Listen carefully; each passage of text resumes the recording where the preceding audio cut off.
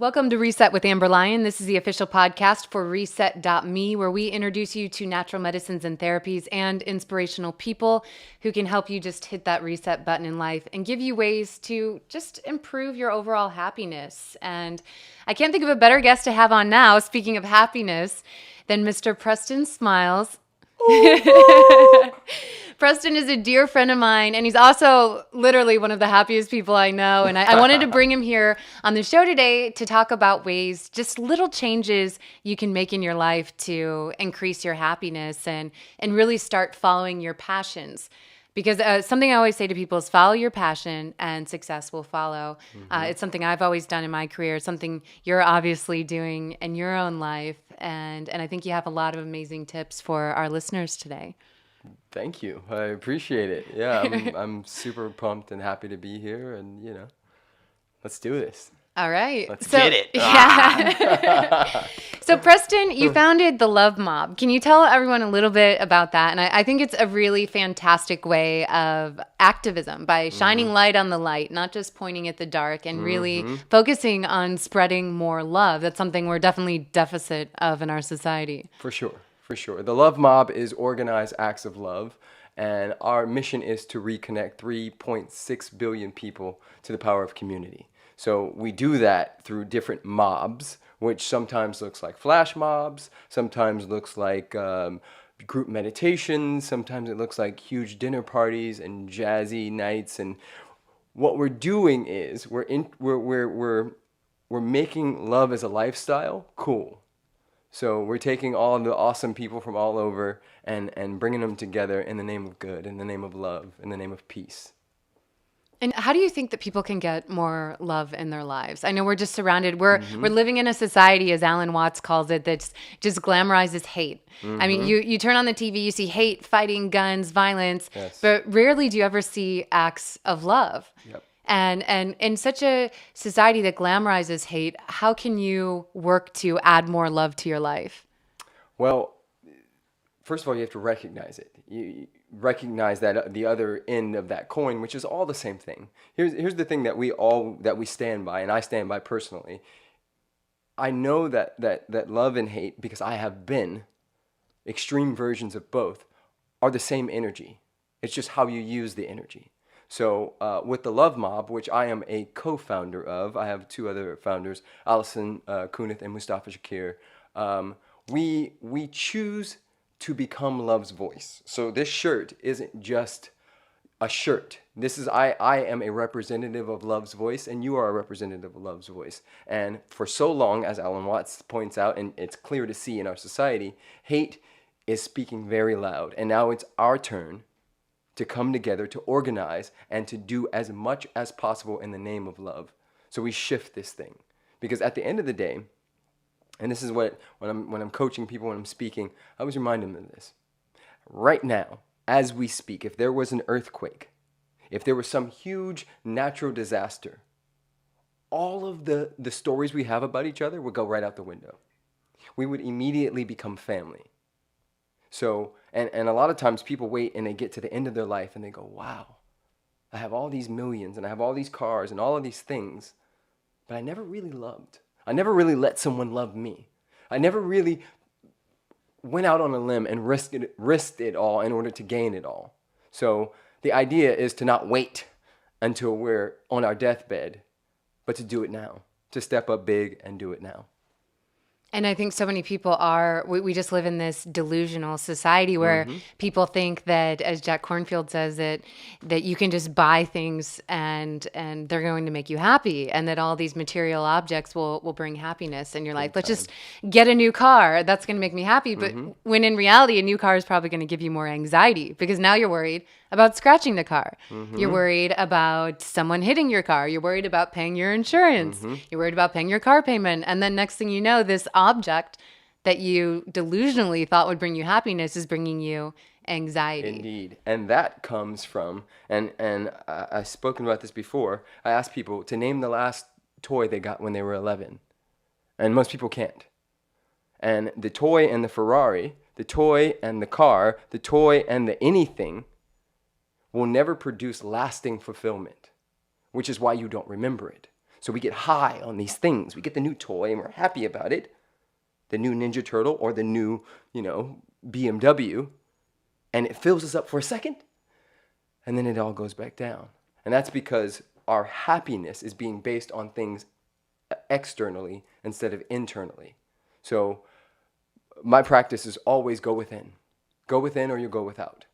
So meditation is one of the things that's a staple in my life, in my practice. And how often do you meditate? Twice a day for 20 minutes. And do you have any tips? Like how can you sit still for that long? Yeah. I try because I've read all the studies on meditation and how it actually transforms your brain chemistry and really makes you more intelligent, more able to love, more able just to focus in life. But it's so hard to just sit down for those 20 minutes. Do you have any tips for our listeners? Work up to it. Small hinges swing big doors. So for myself and most people, you do little chunks. So I started out with, I'd pull up, every morning I wake up and I pull up a 3-minute YouTube meditation track. And I'd say for 3 minutes, I'm just going to sit here in silence and see what happens. And then that happened for like 2 weeks and I was like, I could do 7 minutes. Let's see. Went up to 7 minutes and I was like, whoa, I'm starting to feel different. Let's try 10 minutes. And there's a track on YouTube for everything. Or you can just set a timer. So I worked up to, I built the muscle. And that's the thing, whether you're working out or whatever you're doing, if you build up to it, then you become a champion of it in a sense, And that's what I did, and I highly suggest that. Because it's possible. It's possible to just never be a meditator and to sit down and go within. But it may be a little difficult for people in this society right now with all our technology and all this stuff being thrown at us. And there's just so much noise all the time. And that's what I even noticed myself when I try to meditate. I'm just like, okay, how to get rid of the noise. And what helped me quite a bit was transcendental meditation. I highly recommend people look that up, try to find a course near you. That was really effective for me personally, just for kind of quieting that mind. Yeah, I do transcendental as well. But before that, for a year straight, I did whatever happened. And then I went and took a transcendental meditation class and learned some technique around it. But the bottom line is you don't need a class. If you sit still, and that's one of the biggest issues in our society, period. If anybody just implements this one thing, it'll change the game. And that is to be still. We're so quick to react. We're so quick to hit back when someone hits us. We're so quick to name a thing. So one of the biggest keys to my personal happiness has been taking a breath and just being still for a second before I make a decision on what that is or isn't, or how I feel about the slap. Like Byron Katie says, all pain is in the past, and a lot of people see that it's not in the past. But in reality, if you were to punch me right now, when I recognize the punch would be in the past. So everything after that would be my choice about what that meant to me. So, Amber punched me, now I'm in pain. And then I create suffering around that thing. So I know it's an interesting concept, and I would never want you to punch me, but you understand. You don't have to worry about that, Preston. No, I see you. You got those guns over there. I got some guns. I really find your personal story fascinating because everyone has a past. And I always say, okay, I had really rocky areas in my past as well, but they led me to where I was today, and I wouldn't change it for anything in the world. And you've definitely had a unique path. Like you were saying, you've seen the dark and now you're seeing the light. Can you tell us a little bit about how you grew up, what led you eventually now to the Love Mob? Yeah. So I am the last year of what they call millennials. So in reality, I know there is no such thing, that there is only love and that I'm just vibration in the space, and that I'm an ageless, deathless, changeless being made in the spiritual image and likeness of God. I know that. I don't believe it. I know that. But based on societal terms, I am the last year of millennials, which meant right when I was at the ripe age, gangster rap and super violent movies and super violent TV shows and video games, and everything got introduced. Years before, like my sister is she's 36, and when she was growing up, there wasn't all of that technology, right? But I was like right at the edge, and I was at a point when things really changed. And what basically happened was the school system didn't know how to diagnose me because I didn't learn like everyone else did. Neither did I. So they put Spent me many time kicked out of class and yelled at by my teachers just for very being much me. so. Yeah. Very much so. So they ended up putting me in special education classes and not really explaining to me what that was. And what they didn't understand was that I was dyslexic. But instead, they put me in a class with, actually mentally ill kids. And there was only like 4 of them and myself. And I made a decision about who I was based on that. That I was not worthy to be in school, to be in class with my fellow classmates, that I was stupid, that I was less than, that I was dumb. So my 9-year-old paradigm decided that if I wasn't going to be good in school, and if I was a dummy, then I was going to be really good at sports. I was going to be really good at fighting. I was going to be really good at all those things that sort of count during that time. So I had this interesting dance happening the whole time because I was extremely praised for who I was in sports. And I grew up in a family that had everything and then lost it all. And drugs and alcohol and all of those things were involved. So I had everything, and then I saw it all get taken away. And there was a particular point, and I'm fast forwarding now, when I was 15, where some friends of mine came over, and they were coming over in the blue Astro van, and we were going to go do runouts, which there's different names for that. I think you call it beer runs in different places, but we would basically run into a store, take all the alcohol, and run back out. And we were going to do that one night, and my friends came over, Scott and Rudy, Emmanuel, and a bunch of other kids, in this blue Astro van, and they came to pick me up. And for some reason, this was my first understanding of intuition.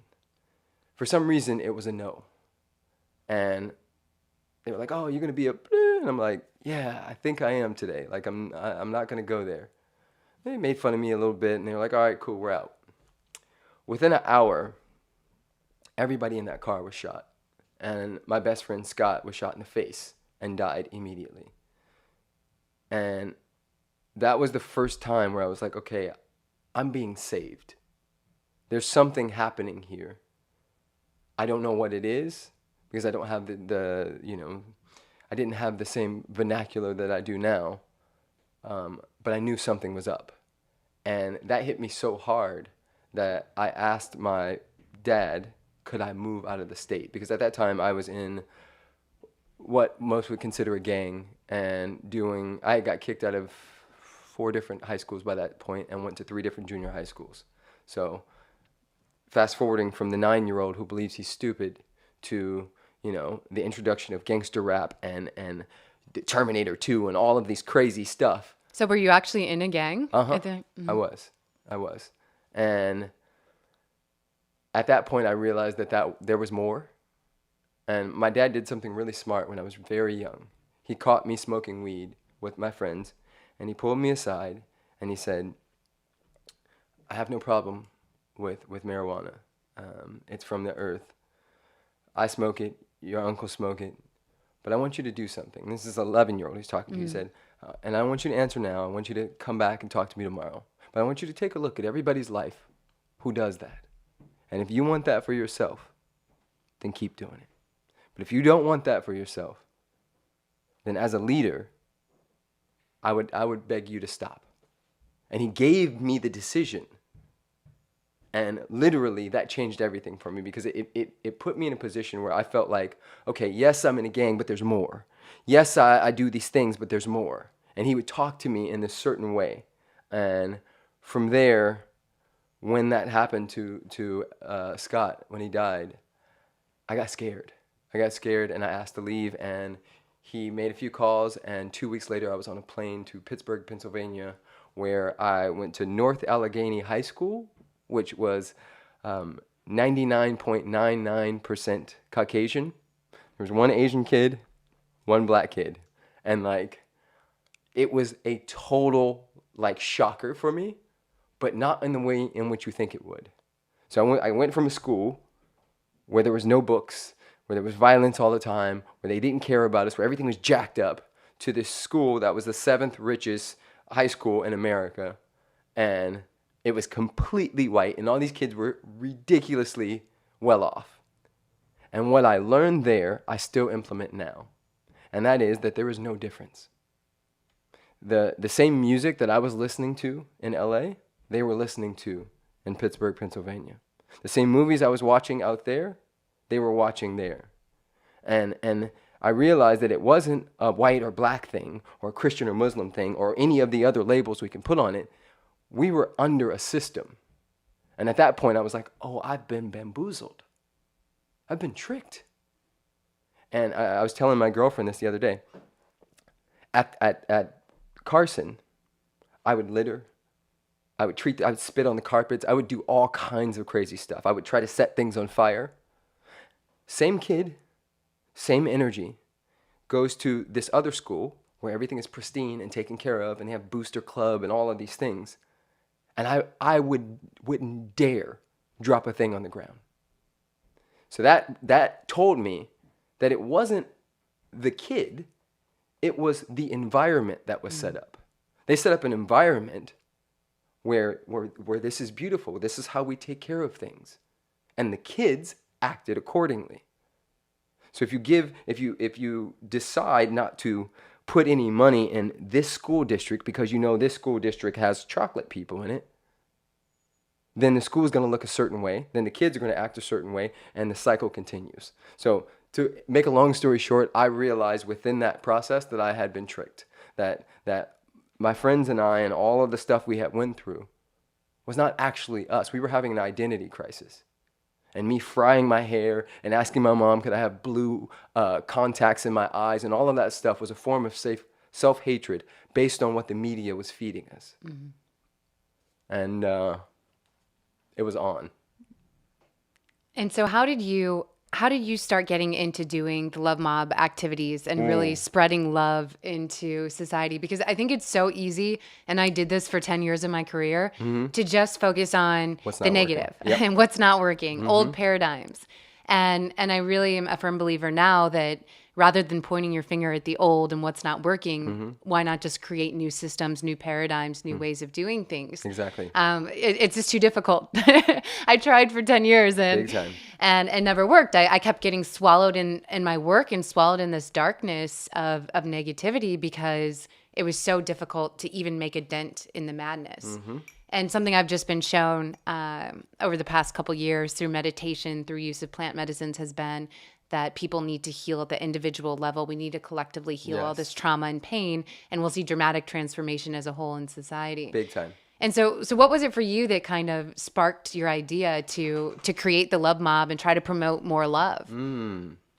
Yeah, similar story. I went to college, and I went to Louisiana State University, and I went there at a time when George Bush was running for president, and also in my like rage of like questioning everything, became super political, super anti-government, super anti-everything, conspiracy theory, like the whole thing, right? And I got out of school still with that anger, still with that pain, still with all of that stuff, carrying all of it. Why am I a Christian? Why do I speak this language? It's all, like the whole thing. I was carrying the whole load. And I got to LA, and within 2 months, I started feeling this weird palpitations in my heart. I was like, that's kind of weird, but maybe I should check it out. Maybe I won't. I went another 2 months. I was like, okay, I probably shouldn't mess around with the heart. I went to my doctor, did some blood work. She said, you need to go to a cardiologist immediately. I'm like, what? But I'm only in my early 20s. What are you saying to me? So I go, and they attach this machine to me, and they monitor my heart for a couple days. I come back, and he says, listen, we don't really know how to explain what's happening to you, but here's some pills. You'll take these for the rest of your life, And how do you eat and how are your stress levels? And I went, what do you mean? He's like, what do you, I was just like, well, I eat McDonald's, I eat Burger King, I eat chicken, I eat steak, I drink Pepsi. And I just explained all the stuff that I was doing. And he was like, how long have you been doing that? I'm like, my whole life. He's like, okay, you're probably going to need to change that. That was the first like, bing, what? What I put in affects how I actually feel? That's crazy, right? It's common sense now, but for me at that time, I'd never heard any of it. It's still not common sense for everyone. Truth. We're still trying to spread that message, you know? And the second thing was, how are your stress levels? And I was like, what do you mean? I didn't understand what he was asking me. And right at that time, The Secret came out. And I watched it, and my ex-girlfriend's godmom said, hey, I heard you're having some issues with your heart.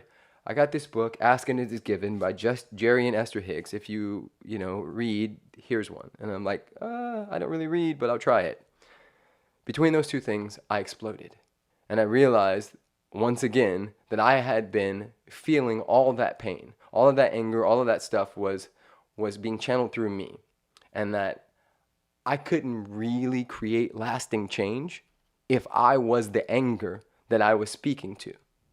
If I was the fear, if I was the pain, if I was the aggression, that, as Einstein says, no problem can be solved at the level of consciousness in which it was created. And I was fighting fire with fire over and over again.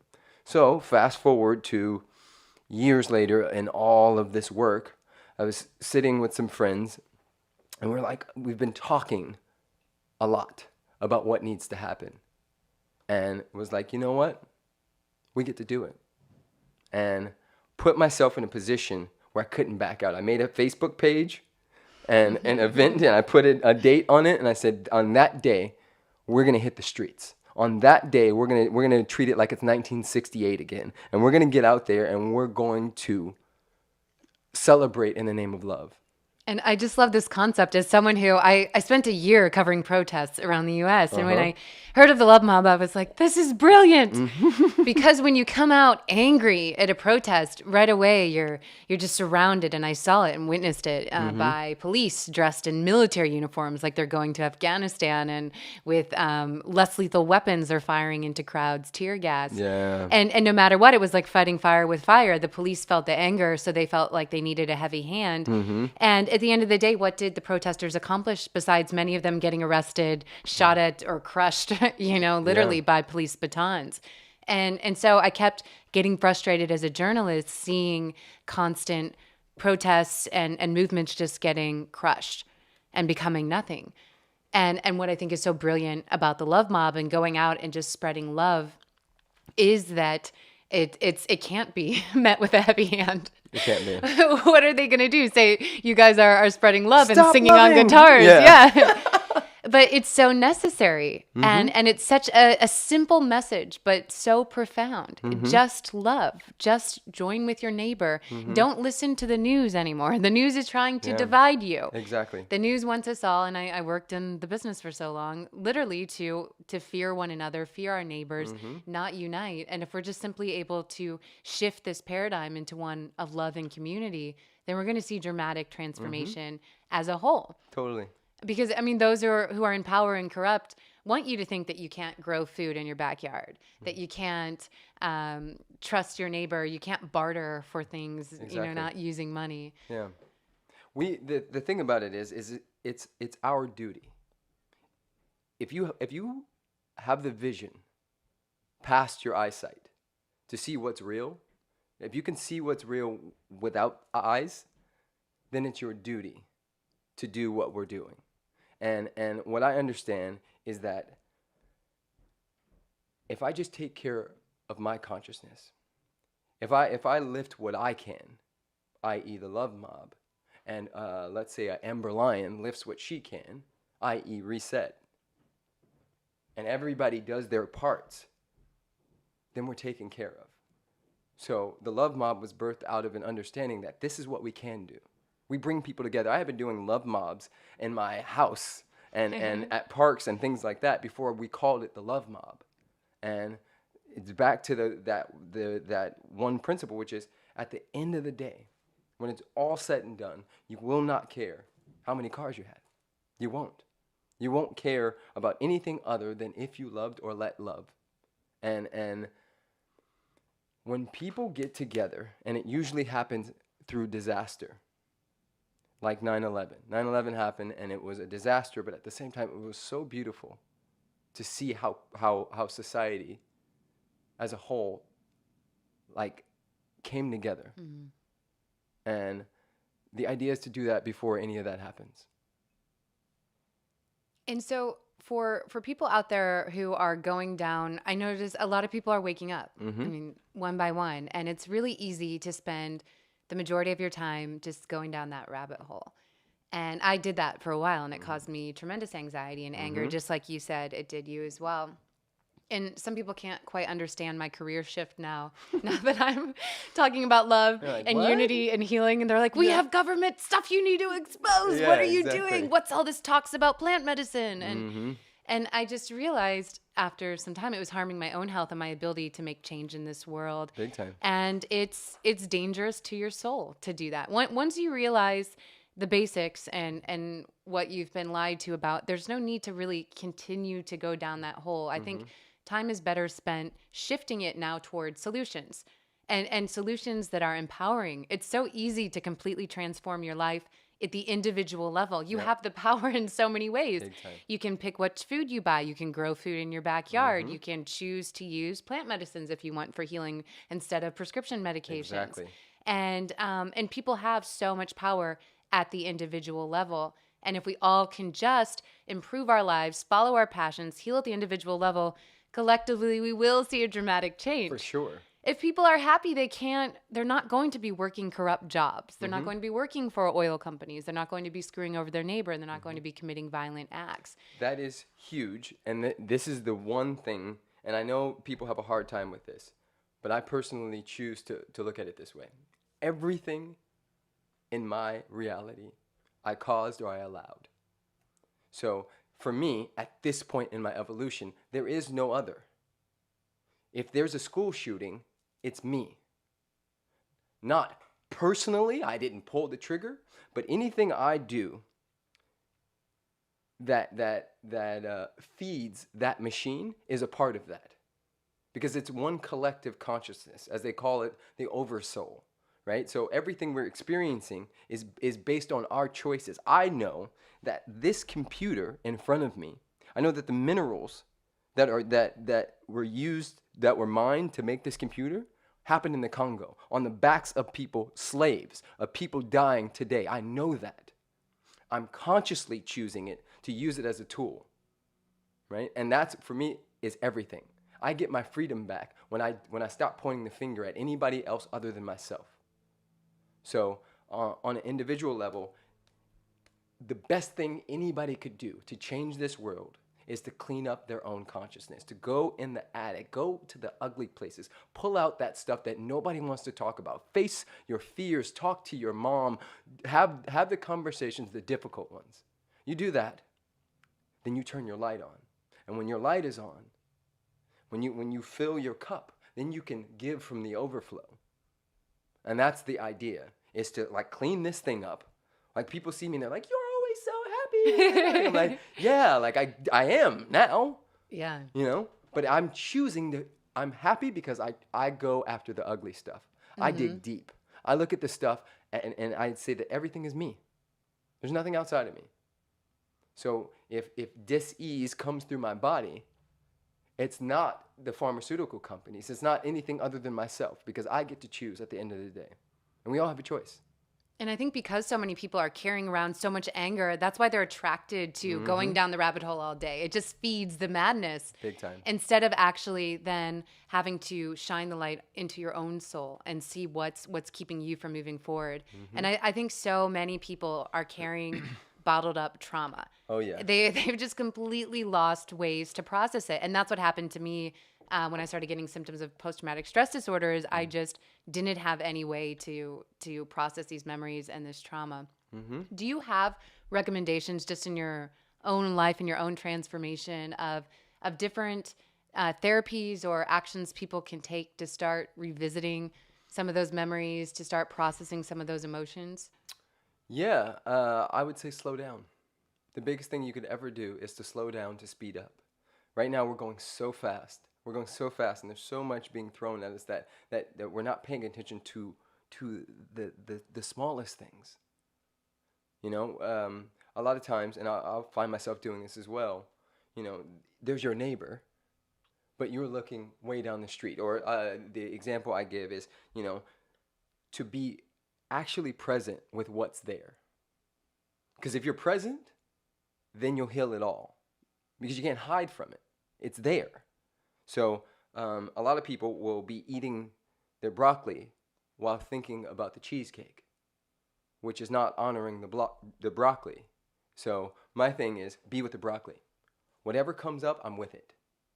If anger comes up, I'm with it. I don't try to suppress it. I don't try to pretend like jolly Preston all the time. I'm with it. And I go, what's under that? One of the biggest things you could do is question everything. And not from the cynical side, but ask questions like, what is my sight not allowing me to see? What good is here that I presently cannot see? What would love do now? You know, understanding that we're either operating out of love or out of fear. The thing comes up, and you have a choice. I operate from my old paradigm, or I ask the question, what would love do now? Well, ego would slap them back. Ego would say, you hurt me, so I'm going to hurt you back. But love would slow down. Love would have a conversation. Love would ask, what's under that? Because the issue's never the issue. If I'm yelling at you about picking up your socks in the bathroom, it's really not about the socks. It's more than likely about how you haven't been paying attention to me or something of that nature, you know? And we can find that all over our lives. Or even people who have addictions. It's never just about the addiction or craving the No. alcohol. It's usually because they're trying to mask some kind of Yes. trauma that they're carrying around. Mm-hmm. Mm-hmm. Now, so many people out there are looking for ways to just heal, to purge this anger. And I think a lot of people, their discomfort comes because they're in careers that don't make them happy. Yes. I mean, they're just working. I'm sure people listening right now are sitting at their 9 to 5 job. Sure.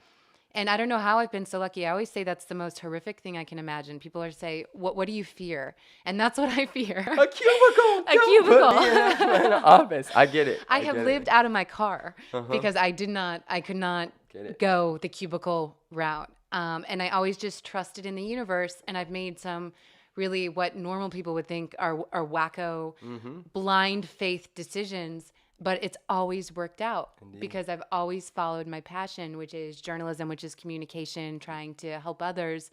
And I never sold out. Indeed. And it always has just worked out, even at a point where I thought I had no money left. And then someone swooped in and said, I want to give you a book deal out of nowhere. It's just like the universe works in magical ways. Yes. So for people who are sitting in the 9 to 5 cubicle and who feel like they're living a life of serfdom Yes. and aren't following their passions, do you have any like baby steps that you recommend they could Yes. take to start leading toward their ultimate career and ultimate life? One thing would be is to be strategical, like actually plan out, and how you get to that point is to ask yourself, if all of this went away, what would I do? What would I do? What would I be every day? If this wasn't the case, if society wasn't set up like this, how would I serve? What fills me up? And if the answer is something like, oh, well, I would, teach ballroom dancing or something like that, but I could never do that because I wouldn't make as much money as I do in the cubicle, right? And it becomes about that thing. I would say become strategic, meaning, and I had to do this for myself because I was in an acting career and I had put so much behind it that I felt trapped by it. I'm like, well, I'm 10 years in now. I can't walk away from Hollywood. And I said, okay, what I can do is switch the energies. So what I started doing was I would do 80% transformational work and 20% acting. And I just kept switching it more and more. I started at 50-50. I started at 90% acting, 10% transformation work. So The just putting your passion, Exactly. slowly adding it back Yes. into your life. Small hinges swing big doors. You do little things daily.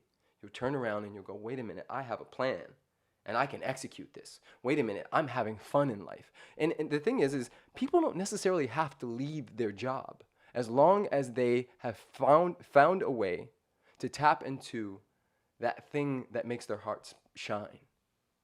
And that's going to come from being strategic about how you're using your time. Because time is the big one here. A lot of people get so caught up in these screens, and they go from working on their box to checking their box to walking in their box and all of that stuff, and they get caught up in that routine and miss what actually is fun. Because that's what this life is about. This life is about fun. It's about experience. I believe that the soul wants to know everything, the profane and the profound. It wants to know the entire thing, and that we all have an individualized curriculum. So my snowflake, you could never, Amber Lyon, you could never be my snowflake. You could never do me, just like I could never do you. And I have a job on this planet. It may just be taking care of a garden, my community garden, which is huge. It may be taking care of my child, which is huge. But like once you figure that out, once you figure what makes your heart light up when you even think about it, then you start edging away at that and finding ways to do that more often. And then if the idea is, hey, I want to actually stop working at this place and I want to do what makes my heart smile, once again, set up for it. A lot of people are like, just jump and the step will appear. Well, yes, but don't be stupid. Yeah, of course. I mean, if you have a mortgage and a exactly, family of don't 4, be a dummy. you can't just leave. But maybe, like you're saying, when you come home from work, spend your time rather than surfing Facebook, setting up your new career path, and slowly you'll be able to do it more and more. And I think something you mentioned is a valid concern for a lot of people when they hold this fear to follow their dreams. That's what they think. Oh, well, I'll never make money teaching ballroom dancing. And I remember my mom saying that to me. You'll never make money as a journalist, And I just always knew it's the only thing I like to do. I have to do it. Somehow the universe will fall into place. And if you're doing something you're passionate about, you're going to be better at it than 90% of the people. For sure. So who knows, you might open the most successful ballroom dancing studio in LA. Or you start having a ballroom dancing channel on YouTube that has 100,000. Passion is infectious. People feel it. So if people know you're passionate about what you do, they're attracted to you. And that could be customers, that could be money, that could be just happiness in general.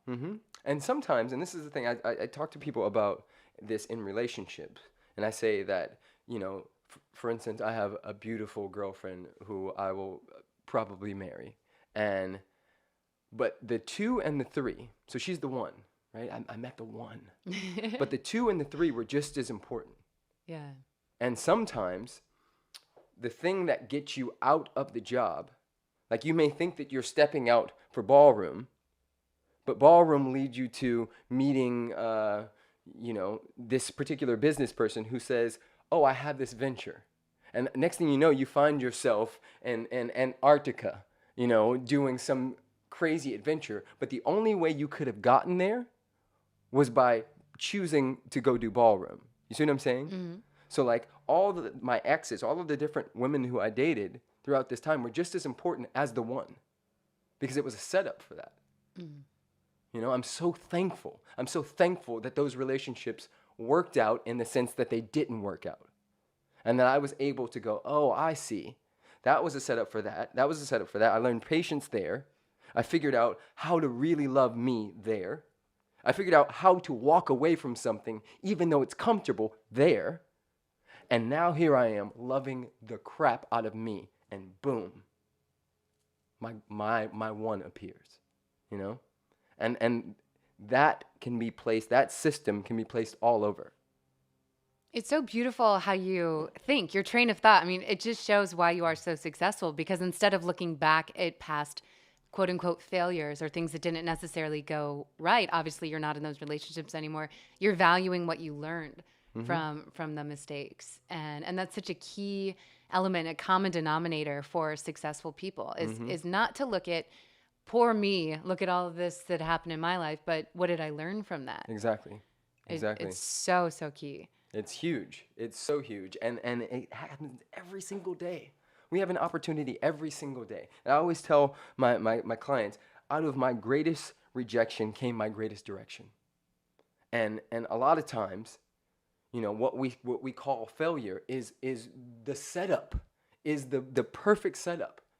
Every time, and I know people say this all the time, and they speak about what's his name, who created the light bulb, Edison, about how he said he didn't fail 1,500 times or whatever. He found 1,500 ways that didn't, work, essentially.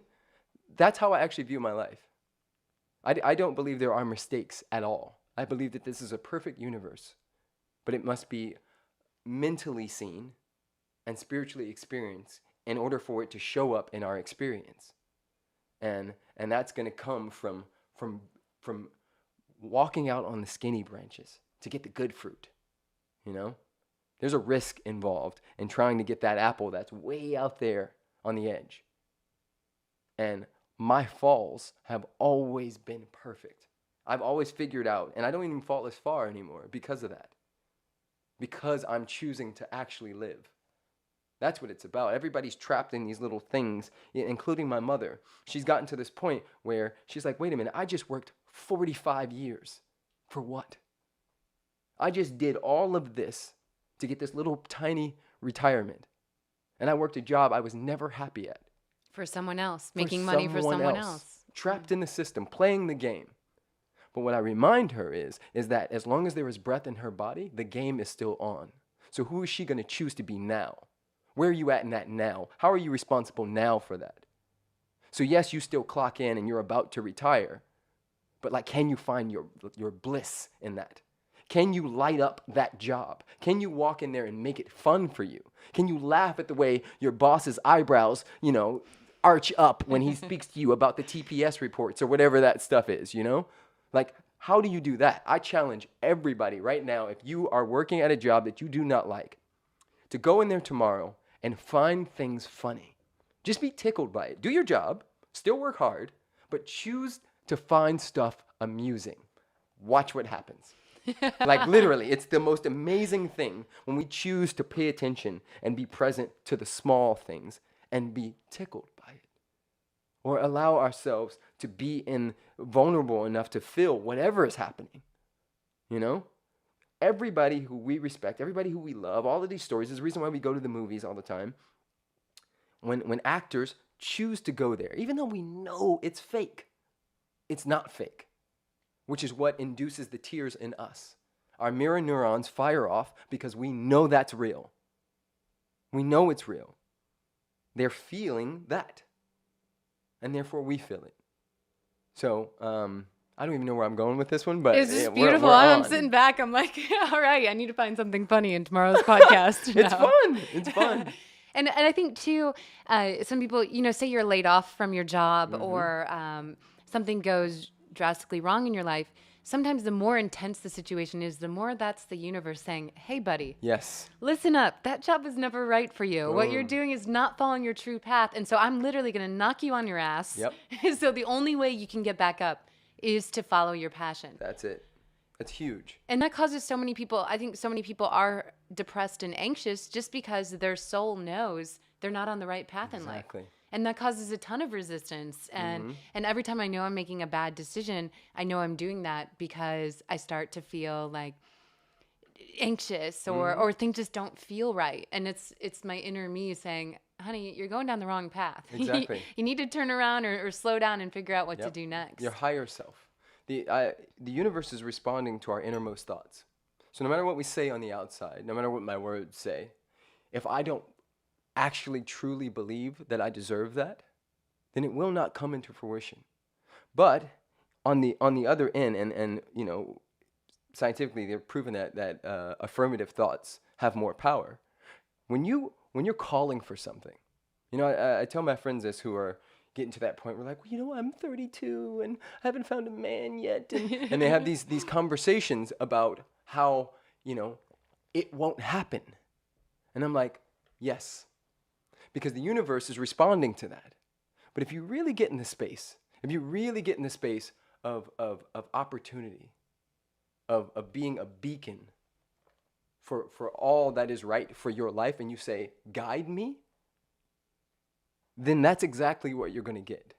And I have found so many times where the universe, God, whatever you like to call it, was moving before me. And it was moving based on something that I had called in months prior and hadn't thought about it again. I would say something to the effect of, in my heart of hearts, like, I just want to travel. I just want to get out. I want to adventure. And then forget about it. Go off in my day to day. And from that point, the universe was conspiring to set it up where I would go into a coffee shop, meet this certain person. That certain person would follow me on Facebook. They would send me a message. That message would lead me to this, and then I would end up at Camp Grounded. Or that I would end up at, in the Redwoods on an adventure. And it happens over and over and over again. And the thing is just to surrender to the magic. Exactly. It's such a simple concept. Mm-hmm. But if you fight back and you're anxious and you're always trying to control everything, it's going to drive you insane. Mm-hmm. Because the universe already has your plan laid out. I've learned that because I'm so impatient, Preston, and I've learned it the hard way many times. And anytime I try to fight back, or I think, well, this didn't happen, I need to go back and get this person to come back in my life, or this opportunity, and fight back, and it never works out. Yep. So I've learned, like you have, just to completely surrender, and it's so hard for people to do. But once you do, you really realize the magic of the universe, and that your course in life is being planned out, has been planned out, and just go with the flow. It's such a simple thought. So simple, but definitely not as easy to implement after years and years of doing it the other way. But the awesome part is that you actually can. You actually can. And just like if I were to pick up a rock and do like this over and over again, right, for a week, eventually this bicep would get bigger and bigger and stronger, and then I would move on to something else. So when it comes to surrender, practice it in the micro. Practice it when it comes to missing Game of Thrones or something like that. Just I surrender. I'm not supposed to be watching the championship. I'm supposed to be in the Redwoods. I'm not supposed, and just be with it. That's a great train of thought, is just to think, if something doesn't happen, that's my new train of thought. It wasn't meant to be. Instead of fighting, I'm just like, oh, well, it wasn't meant to be. They didn't come over, or I didn't make it to that event. Exactly. And it's so liberating, because it's just like, it wasn't meant to be. Rolls right off. Yeah. That's the issue. A lot of people are carrying so much baggage. They don't realize it. I was just shooting for a job, and the girl was talking about how her ex-boyfriend mentioned how her boyfriend mentioned that him and his ex would go to these particular nude baths or something like that. And she was like, and I was just like so upset that he even brought her up. And I'm like, so was that him or was that you? Well, it was him because he brought it up. And I'm like, okay, but listen to what I'm saying. Is that him or is that you? Because that, you feeling insecure about him even speaking about somebody who he loved for 7 years, is your insecurities. Now you can have a conversation with your boyfriend and let him know where you are in your insecurities. But to tell somebody or to be upset with someone because they speak about somebody who they loved for a long time, love doesn't go anywhere. It transmutes. It doesn't go anywhere. So in terms of that, I'm like, really? You get to own that. She's bringing her baggage into the relationship. And let's say, hopefully not, he decides, you know what, I can't deal. Then she gets justified once again in her thinking that all men are this. But in reality, she brought her bags into the relationship, and he couldn't get to her heart because she had all these things in her hand, And I think so many people don't realize, any of your feelings you have are caused by you. No one else can make you feel anything. It is 100% what's going on in your mind. Yep. And something fascinating too about you, Preston, is you do meditation, Yeah, you do yoga, you do other activities to really help you just be happier in life, follow your true path. But you also have said that plant medicines have helped guide you. Indeed. And I think this is fascinating too, because I normally talk about how plant medicines heal the sick, but they're also very beneficial for almost everybody. Yeah, they're beneficial for everybody, period. It's the same, like, and people have spoken to me like, oh, so you do drugs. I'm like, I don't do drugs. I don't do drugs. I connect with Mother Earth. That's what I do. And I use it the same way I use a salad. If I go and order a all hell kale salad from Veggie Grill, whatever the hell I order it from, I'm looking for a result based out of that salad. I'm going to take earth, I'm going to take life, and I'm going to put it in me. And what's going to come out is life, more energy, more vitality.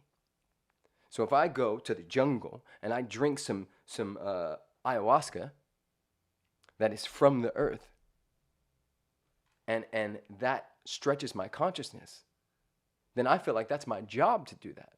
And I've spoken to, through, and as the medicine, and it's basically told me, you don't need this for sure. What this is a setup. We're just showing you. And eventually, and just like the breatharians and all the people who don't drink, eat, or do anything, we'll get to a point in our society, and that's my personal mission is to raise the bar for humanity. To be one of the first people to fly, to levitate. Like, I want to go there. I will go there. But in order to do that, I experiment with beautiful things that come from the earth. I experiment with life. And one of those things is ayahuasca. And ayahuasca is a game changer for me. The second time I drank ayahuasca, alcohol, marijuana, and I went celibate for damn near 6 months after that. Cleaned me right up. We had a conversation. And it wasn't in resistance. It said, you're done. That was 2 years ago. Since then, I've only had sex.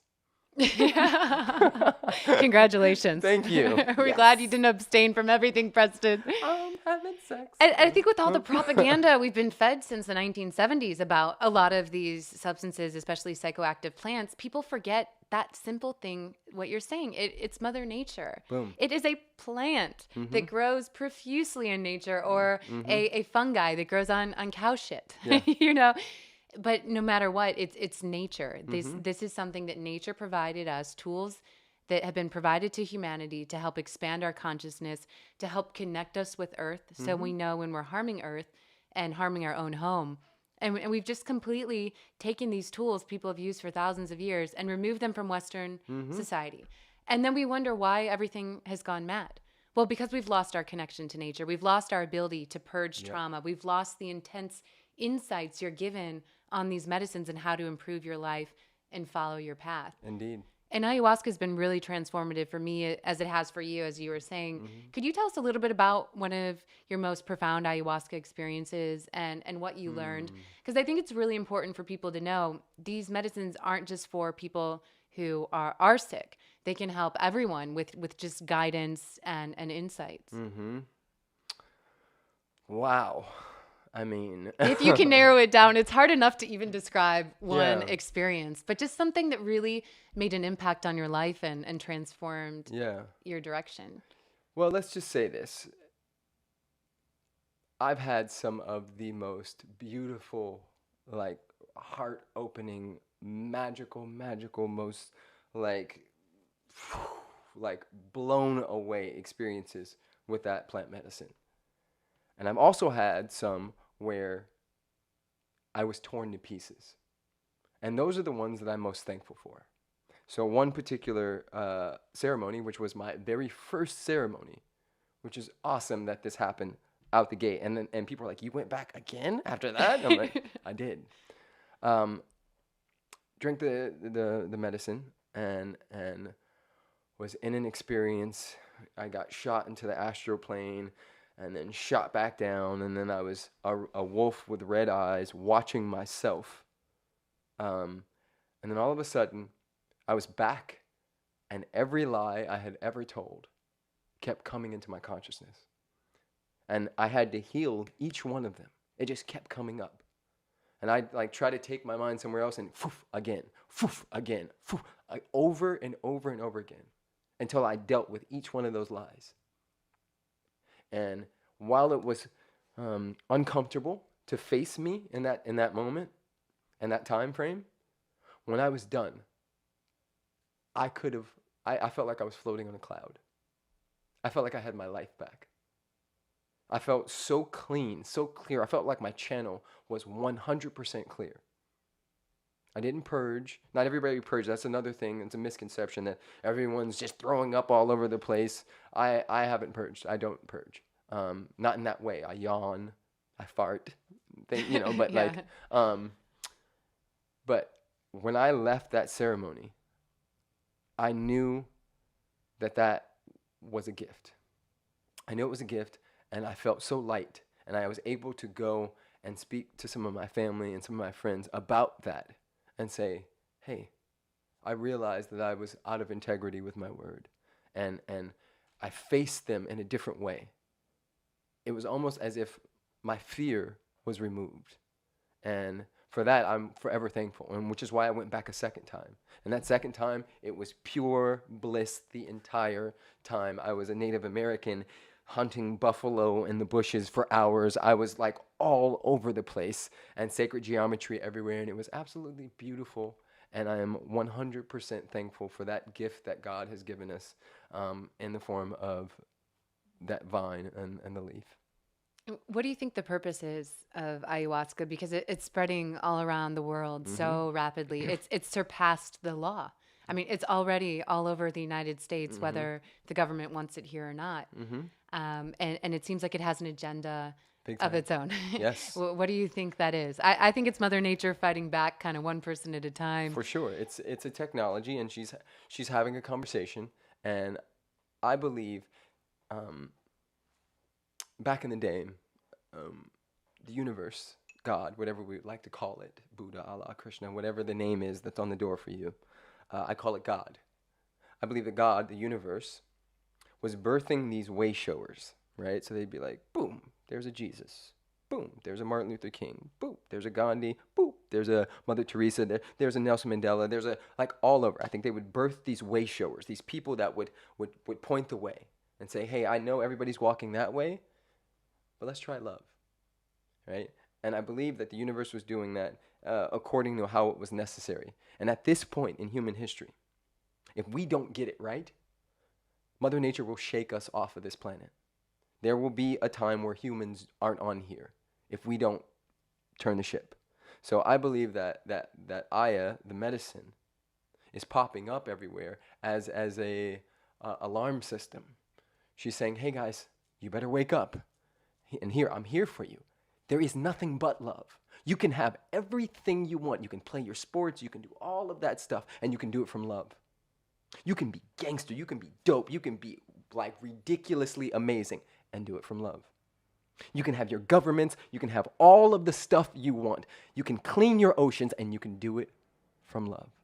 And that is a reminder over and over and over again. And I believe that's why Aya and any other plant medicines are popping up everywhere, because the people are waking up because we have to. They are birthing way showers like yourself, like myself, everywhere to hold the flag for humanity.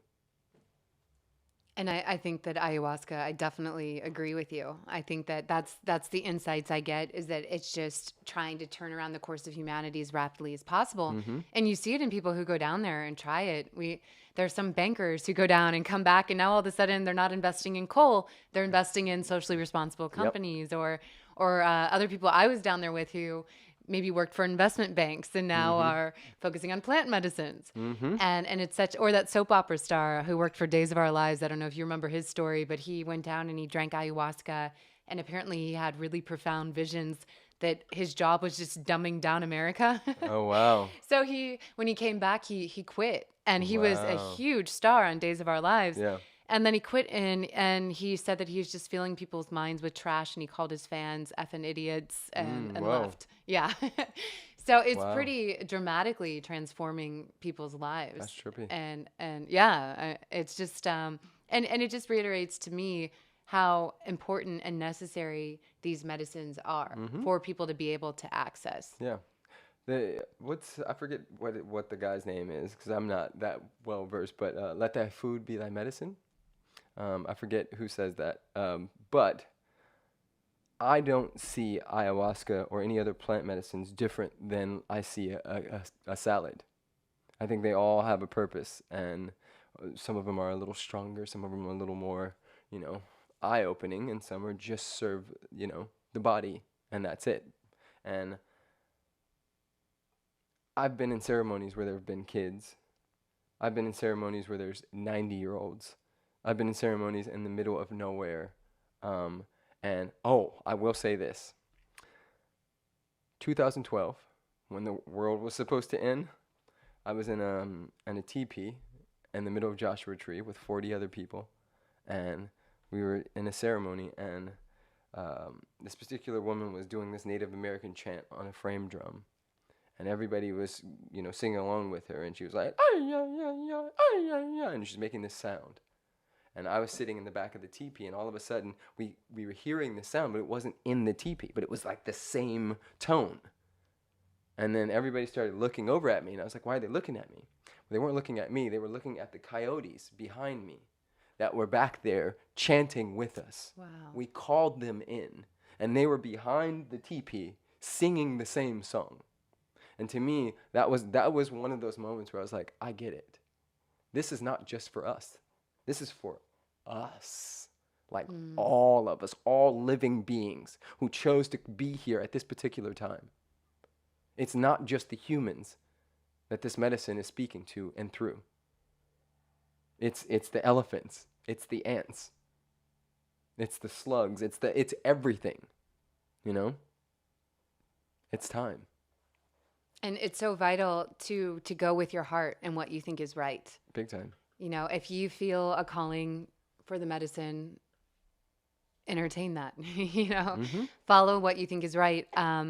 I do believe, like you do, that these are just like plants that are in a salad. How is a mushroom different than a cucumber? Mm-hmm. Or ayahuasca different than spinach? Mm-hmm. It's a plant. And I think it's a human rights tragedy that these plants aren't being given to everybody. And that's why I started the show and started the website, just to try to raise more awareness so people know that these do exist, especially if they've tried all kinds of healing and nothing else has worked, that there are other options out there. You just really have to be active. Big time. And seeking them out. Big time. It's necessary. And the thing is, and I say this and I'll say it all for the rest of my life, it is a door, not the only door. Mm-hmm. So whatever's calling, and you'll know, we always know, there's that still small voice where you're like, okay, I hear you. I'm still going to do that, but I hear it. And sometimes, not even sometimes, for me, I like to practice listening to this one, So. And so for people who can't access the plants, and I get that all the time from people, and they're like, well, why are you, it's like you're dangling a carrot. Yeah. And I need healing, and I don't know where to get mushrooms, or I can't afford to go down to Peru to try ayahuasca. I try to remind them that there are other ways that they may not be quite as intense, but there are other ways that don't involve ingesting plants where you can still find this kind of healing. What has been most effective for you that you feel like it's really cathartic, that really helps you heal, keeps you on your toes, keeps you following the right path in life? Surfing, the ocean, doing anything in the ocean always cleanses me. Getting out in nature. Sweat lodges are huge, and you can have that in your backyard. But particularly for me, whenever I enter the ocean, no matter where I am, whether I'm in India, LA, or wherever, I've entered the ocean all over the world at this point. I'm going to Africa this year to do the same, and Puerto Rico next week to do the same. And there's something about the water that cleanses.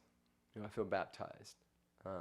And we've been told that medicine comes in the form of a pill. And you take the pill, and the pill gets rid of the thing. But that's just dealing with the surface level of it. That's dealing with the behavior and not the cause. And I find that if somebody wants to truly heal themselves, wants to really get in there, that they should deal with the cause.